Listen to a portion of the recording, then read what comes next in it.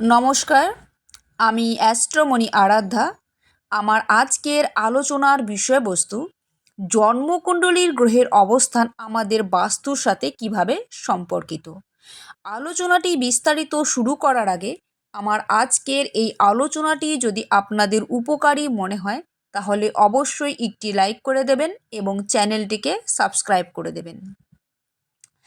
শনি গ্রহ হলেন কর্মের কারক গ্রহ। আপনার জন্মকুণ্ডলিতে শনির অবস্থান যদি চতুর্থভাবে থাকে এবং যদি শনি দুর্বল বা পীড়িত অবস্থায় থাকে, সেক্ষেত্রে কিন্তু আমাদের বাস্তুর উপরও প্রভাব ফেলে। বাস্তুর পশ্চিম দিক ড্যামেজ থাকলেও এবং জন্মকুণ্ডলিতে শনির পীড়িত অবস্থান থাকলে শুধু আপনার জীবনে কর্মই বিলম্ব এনে দেবে না, জন্মকুণ্ডলিতে এবং শনির দুর্বল অবস্থান বা পীড়িত অবস্থান সাথে আপনার বাস্তুর পশ্চিম দিকটাও পীড়িত থাকলে আপনাকে সামাজিকভাবেও অনেকখানি বিপর্যস্তের শিকার করে তুলতে পারে। আপনার সামাজিক পদমর্যাদা হ্রাস পাবে, আপনার আভ্যন্তরীণ শক্তি হ্রাস পাবে এবং আপনি একাকিত্ব অনুভব করবেন। অনেক ক্ষেত্রে নার্ভের সমস্যা, ব্যথাজনিত কোনো সমস্যায় দীর্ঘদিন ভুগতে পারেন।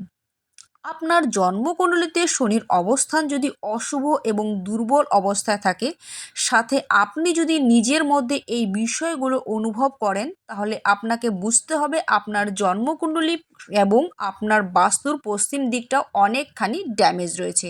তাই আপনার মধ্যে এই সমস্যাগুলো আপনি বারবার ফেস করছেন। যদি আপনার মধ্যে এই বিষয়গুলো বারবার কাজ করে থাকে, তাহলে আপনাকে অবশ্যই একজন প্রফেশনাল অ্যাস্ট্রোলজারের সহযোগিতা নেওয়া উচিত। সকলে ভালো থাকুন, সুস্থ থাকুন। জয় শ্রীকৃষ্ণ।